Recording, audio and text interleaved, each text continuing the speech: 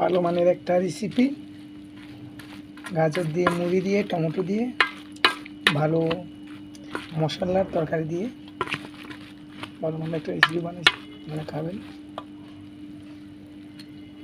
দেখুন আমি কিভাবে খাচ্ছি,